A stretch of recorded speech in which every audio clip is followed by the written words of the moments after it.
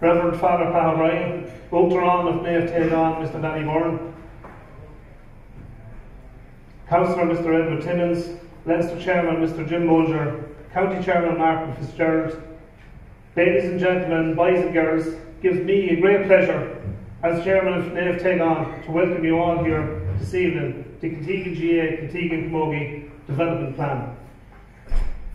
Apologies from the Wicklow County Secretary Chris O'Connor, Deputy Pat Deering and Deputy Andrew Doyle.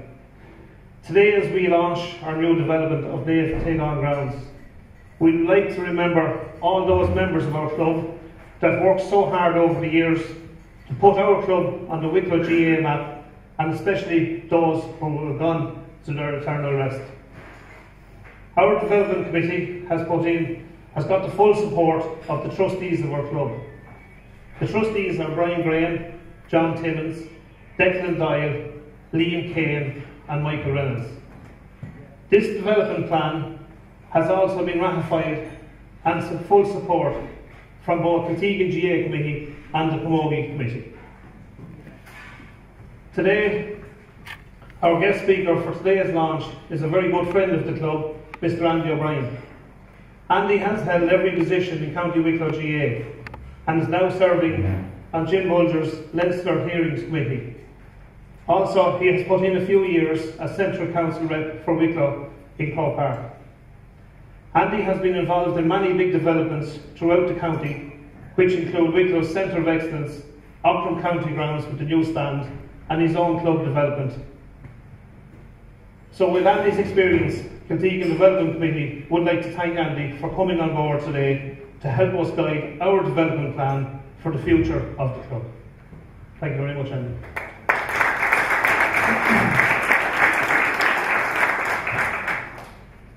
Kiltegan GA and Camogie Development Committee was ratified in 2018 to develop and implement a Kiltegan Club Development Plan over the next 5 years.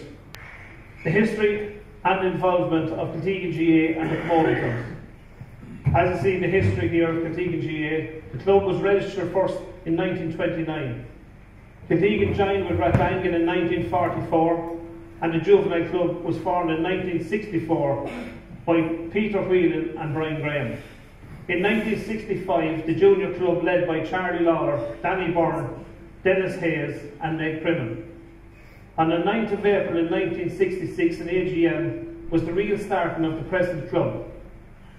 In 1970, Kiltegan won their first football match. 1971, the junior hurling team formed and the club progressed and forward with a breakthrough in 1973. Now, though you might not see this in the back, I'll just go down briefly through the important dates in our club history. In 1973, the club won its first ever championship junior hurling. And in 1973 and 74, a major drive was put in place to get the juvenile football and hurling going in our schools. And today we're joined by the manager of that team in 1973, Martin Dew, and you're very welcome here today, Martin, and his son Brendan. In 1978, the club played in its first ever senior football final. In 1983, the club purchased the present playing field. In 1986, the club won its first ever senior football championship. The following year, in 1987, the club won its first ever senior hurling championship. 1993, 94, 95 was the club's first ever 3 in a row senior hurling. In 97, 98 and 99, the club done the second 3 in a row senior hurling championship, including doing the treble in hurling in 98 when the club won senior, intermediate and junior championships in the same year. In 2001, Michael Dwyer won the first ever All-Ireland under-14 hurling fail in the game. In 2001, the club won its last senior hurling championship. In 2008, the club did the treble in football when we won our second senior football championship, junior A football championship and junior C football championship in the same year. 1966 played in St Patrick's College or Tom Foley's of Talbostown. Small piece of ground in 1970 where the car park is now was the playing field. Goal post was put up. In 1972, the club was trying to get a lease off the current field through the parish.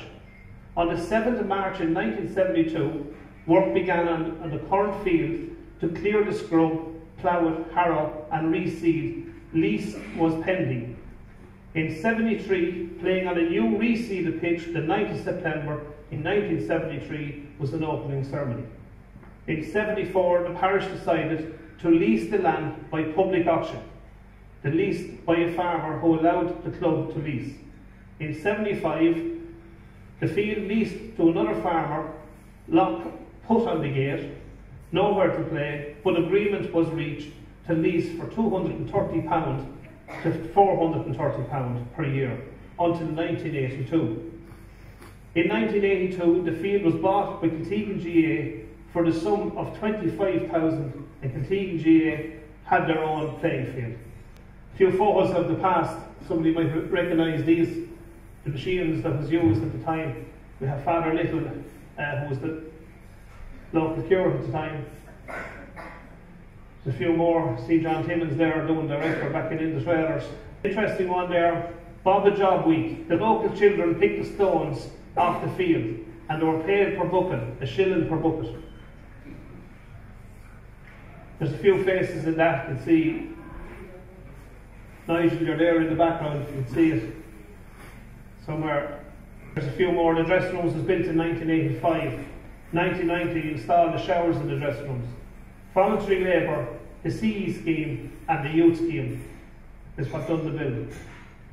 1992-93, the built upstairs where the present gym is. Official opening was the 6th of May in 1996. The hard work pays off. Official opening there, 6th of May by Luke Durand at the time was a Wicklow man, Jack Booper, the late Jack Booper. Okay, Kiltegan Camogie Club and history and involvement. 1971, the club founded a meeting in the kitchen of Hugh and Nancy Rafferty's house. There's a photograph of the Kiltegan Senior County Camogie team champions in 1975. That era of Kiltegan Camogie continued until the 1980s. The late 1980s until early 1990s, there was no camogie in Kiltegan. Just a couple of photos from the All-Ireland Féile, that's in 1999. 2017 Féile team, Féile champions. The Intermediate County champions of 2012. Junior County champions in 2017. And under 16 champions in 2017. There's a great future there coming forward.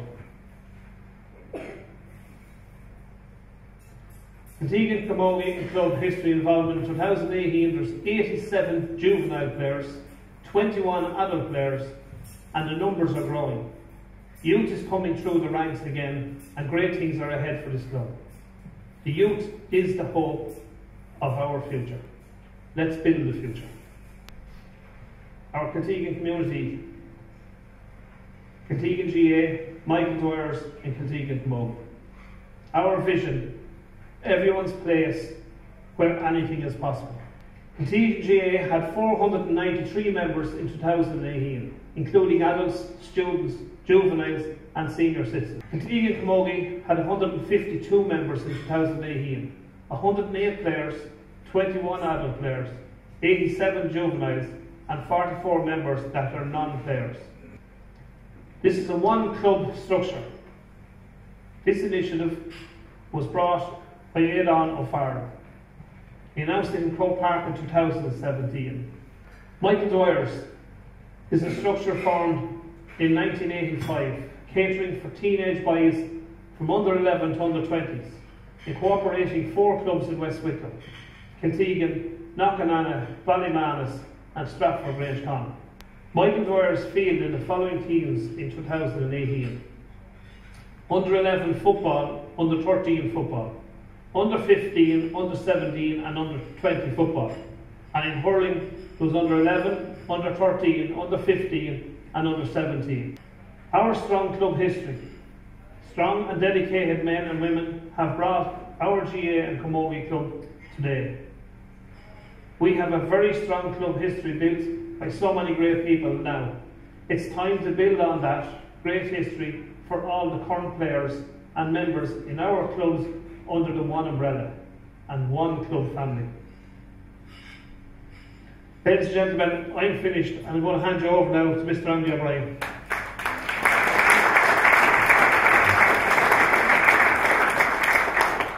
Well folks, most of you know me anyway, Andy O'Brien. The committee contacted me, sorry Jim, I didn't see you there, Chairman. The committee contacted me back a couple of weeks ago and asked me would I support them in their launch, and I was delighted to do so. Right, and I was requested to meet the committee and just give them a little bit of support of what I could do. Like anyone, you just revisit the club history and remind yourself of the club history. And of course, the first thing you go to is the annual reports over the years and the local history book. And the local history book here, as you well know, is the Gateway to Dory. So I took out the Gateway to Dory, which was given to me as a present by one of your own great people, Peter. So I took out that and looked at the strong history of both your clubs, and that was fine. I was just reminded of some dates and whatever else. But one line struck me in the book. Years ending in the figure 9 held a special appeal for Kiltegan. So I suppose people are obviously, when you read a line like that, you say to yourself, there's something attached to the year 9 and we're in 2019. So for me, I felt maybe it was an omen for the club and a good time for them to be revisiting their club and their community in both clubs. The typical development plan for any club or organisation, I'm saying the typical one, is often driven from within, which would include the wishes of members, new competitions, central requirements, new construction regulations, new policies. They could be for typical clubs or typical organisations that these things would come on board, and committee members would say, well, look, we better get our act in order here for our club or organisation and set up a new plan. But this one is clearly different. This plan here for your two clubs that's driving this is very much community focused. And when you see our layout drawings of what's proposed, you'll recognise that it is much more than GA orientated or Camogie orientated or hurling or football. It's for the community as well. And I would suggest that it will meet expectations of the members of both clubs. It will meet the future expectations of young and old, female and male. It will facilitate many local groups and clubs outside of the GA. Finally, for me, I just congratulate everyone involved. If there's anything further I can do, and I know I speak for the county board as well, and Martin is here, he'll say it again, we can do it, the help will be there. And go back to the line in the book that was put there by one of your own, the years ending in 9. A holds an appeal for Kiltegan, so why not use 2019 to get that appeal going and build on, as Dana said, build on what people before us have put in place. So that's for me, ladies and gentlemen.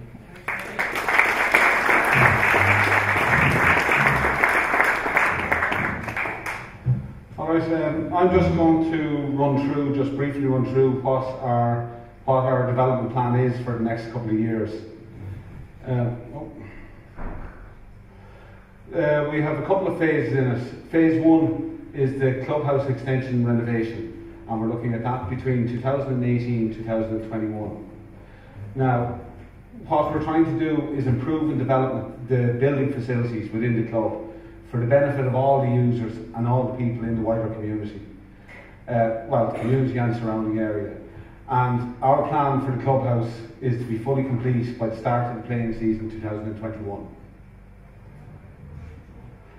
Phase 2 is to install an all-weather pitch and playground, and that's running from 2020 to 2022. We're looking at installing an AstroTurf pitch and playground, outdoor gym, an area with social inclusion to the fore. That's the phase 2 will be down on the current pitch and put. Phase 3 is running in parallel with both of these, and it's really the ongoing maintenance and development, because while we're looking forward and building the club for the future and the clubhouse for the future, we just have to keep an eye on everything that's going on there at the moment and make sure that we're still able to keep going. What we're looking at doing is remodelling the existing clubhouse and upgrade what is there. to add disabled access to all areas, including a platform lift, which will get access to the attic or to the gym and the meeting rooms upstairs. We're adding an extension to incorporate a foyer, a platform lift, stairs, 2 additional dressing rooms, kitchen and meeting rooms on the first floor, then gym, showers, toilets and a small balcony just as a viewing platform. So just looking at what we have, basically at the moment the existing clubhouse runs from here to there. So we're adding on 1 bay on the just on the lower side of the clubhouse just to put in it's really just a store area for the mower and all the equipment we have, and extend the gym upstairs. Then as we come up this end, this is basically where our development will happen up here. Now we are looking at the existing committee room, we're changing to a dressing room. So you just see it here take a view from the hurling wall. That's going to be our entrance to the main area. These are our male, female and disabled access toilets. And we have our viewing platform up here that's accessed from upstairs. Again, just a view coming in from the road. So you can see that's where the existing low wall and the signage is at the moment. So it's coming out, we're not coming too far out into the car park area, we're just really using the space where the club gear sheds are at the moment.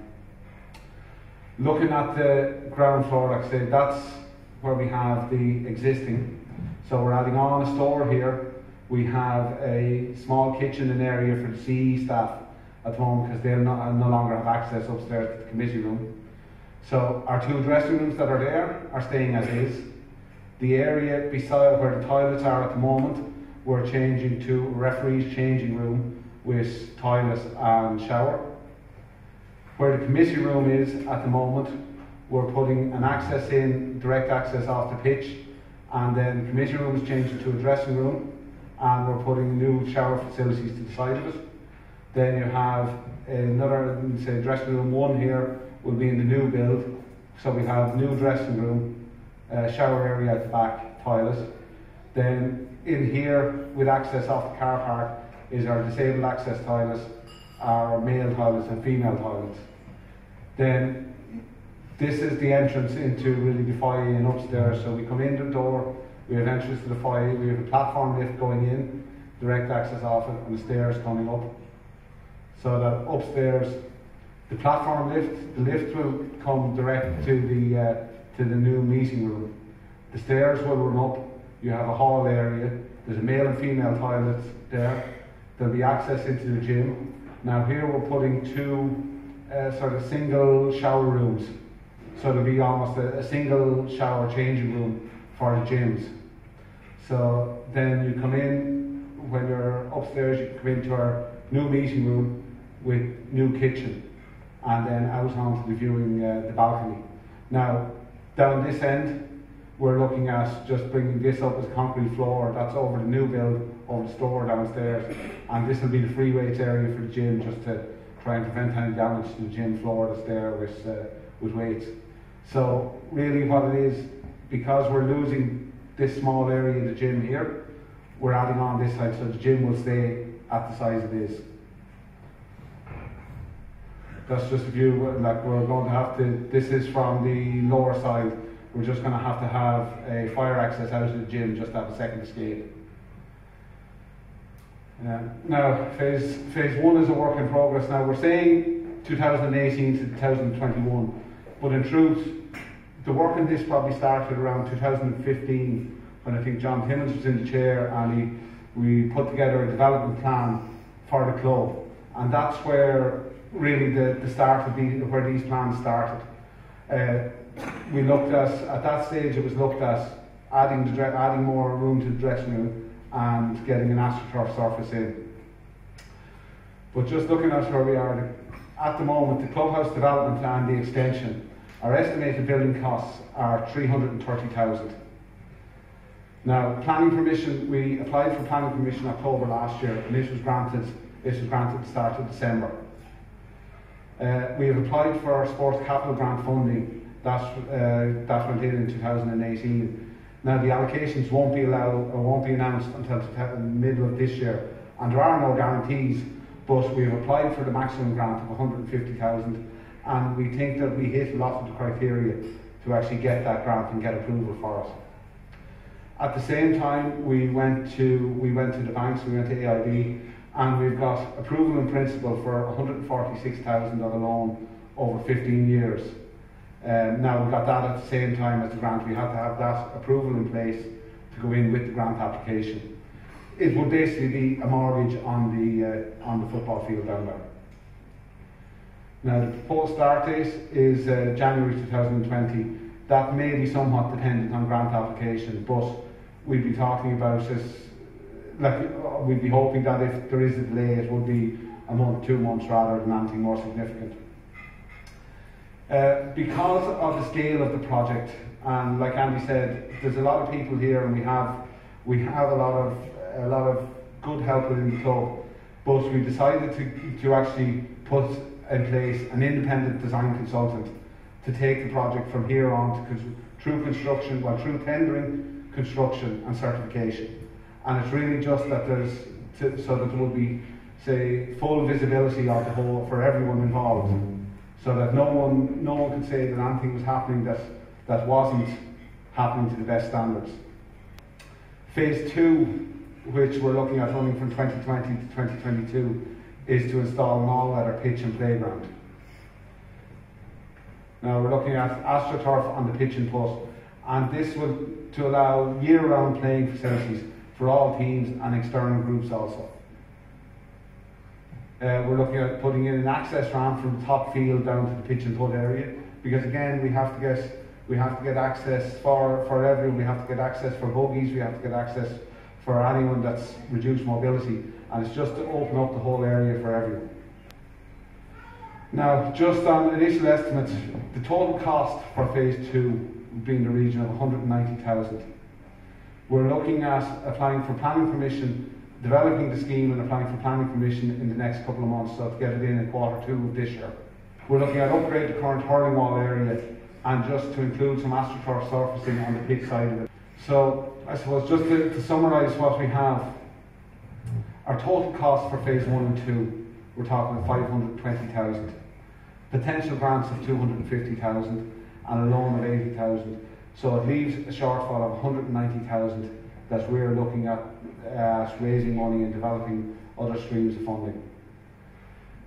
So I suppose that's really just a run through of what we're looking at for development and what we're looking at for the coming years. Okay, so I'm just going to talk a little bit about Club Force. Does everybody here know, maybe a show of hands, who has already used Club Force, just to give me an idea of who has seen it already? Okay, maybe 10, 15. Okay, so Club Force, why did the club, I suppose, go with Club Force? One of our remits, you would have seen as a development committee, was to basically, we wanted to ensure the widest reach possible from our club to our worldwide members and supporters. So for a lot of people, and me included, you know, when you're on the go all the time, it's very straightforward. Oh yeah, I must pay my club membership. To just be able to go on your phone and go through the same process as you would for paying anything, you know, for paying your bills, for paying your ESB bill, whatever. You can pay your membership online, and it's very handy for parents, and there's basically no excuse. Really all you need to register for Club Force is an email address, okay? It's the same as any online app. So, like, let's say, for example, you're buying a lotto ticket online for the club, you might be thinking, is this included in the draw? Like, every time a lotto ticket is played online, the club is notified, and every week on a Monday, you know, the laptop is going down to the lotto, or we can print off all the entries, and, you know, every lotto, we had a winner online. I think it was the first week we went live with this, which was on the 22nd of February. Okay, so from next week, there will be a Club Force app available on the Apple Store and also on for Android on the Google Play Store. The same as if you're downloading any app. So you just go in there, hit Club Force, and you can download it to your phone. So Club Force is easy to use. And I'd say to everybody, try it out, give it a go. And I mean, if you have any problems with it, like, you know, just give any of us a ring or give me a call, or, you know, there's no problem. You have the full support to try to help us to roll this out to the entire club.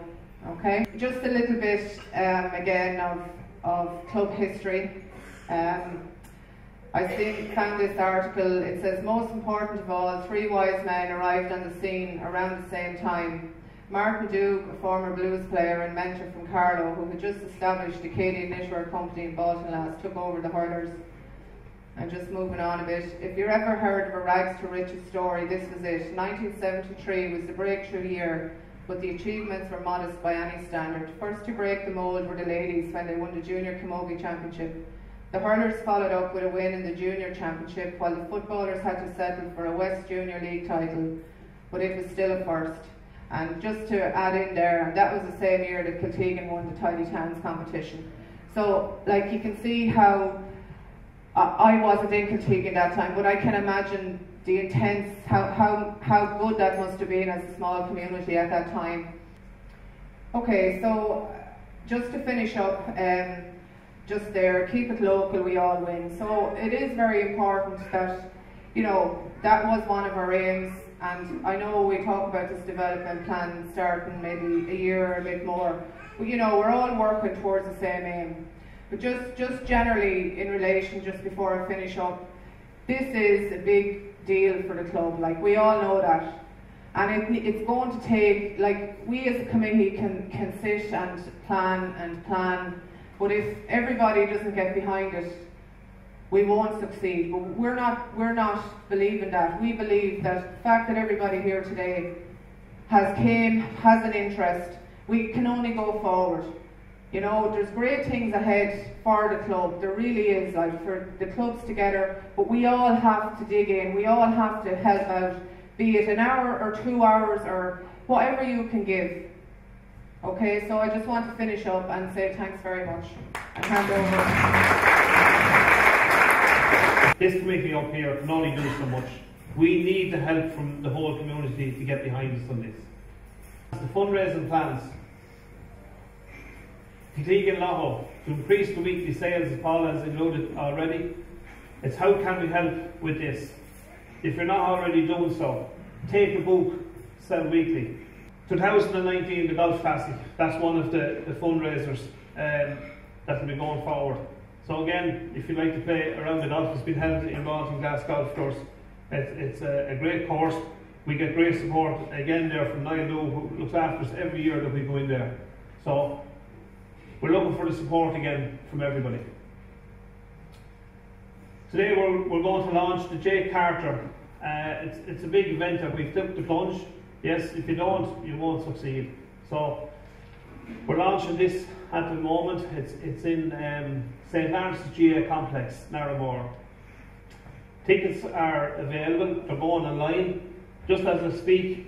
They're online as we speak. Just on the fundraising, before I go, there's just another fundraising that's come in there. It's not up on the slide. There's a run that the finance committee is running the 23rd of June. It's going to be 5k, 10k and a half marathon. So if anybody wishes to take part in that, the whole details of that will be going out as well. So that's going to be on the 23rd of June. It's a Sunday. We've looked, no, we don't have any matches.